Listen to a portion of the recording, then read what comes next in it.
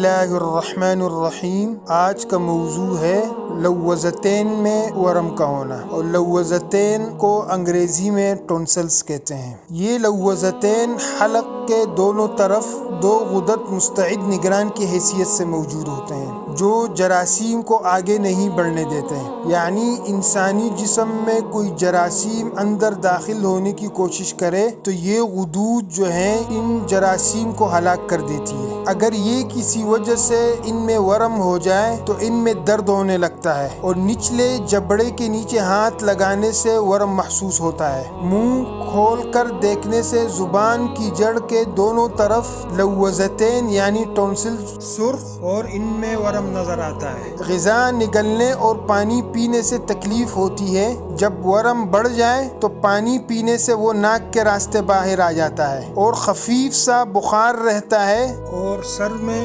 شدید درد ہونے لگتا ہے اور جسم بوجھل اور تھکاوٹ محسوس کرتا ہے۔ یہ ورم مسلسل رہے تو پیچیدگی پیدا ہو جاتی ہے، پھر ان میں پیپ پڑ جاتی ہے اور منہ سے بدبودار مواد نکلتا ہے۔ انسان اس مواد کو نکالنے کی کوشش کرتا ہے مگر کچھ نکل جاتا ہے، کچھ نیچے چلا جاتا ہے معدے کی طرف۔ جب وہ مواد معدے کی طرف چلا جاتا ہے تو وہاں معدے کے اندر فساد مچاتا ہے۔ اس بیماری کے لیے سب سے پہلے آپ پروٹینی اشیاء یعنی پروٹین بند کر دیں۔ پروٹینی اشیاء یہ ہیں: گوشت تمام قسم کے، دال تمام قسم کے، انڈا، مچھلی، مرغی، کٹی اشیاء یہ مکمل بند کر دیں، یعنی اس سے مکمل پرہیز کریں، اور کھانے میں کدو، لوکی یہ استعمال کریں، اور خاص طور پر مسالہ جات یہ استعمال کریں: کالی مرچ، ہلدی، نمک، ادرک، سونف، سفید زیرہ، چھوٹی الائچی، یعنی آپ جو سالن پکائیں گے ان میں یہ مسالہ جات استعمال رکھیں۔ اور صبح ناشتہ جو کا دلیا آپ لے سکتے ہیں ناشتے میں، اور اس کے علاوہ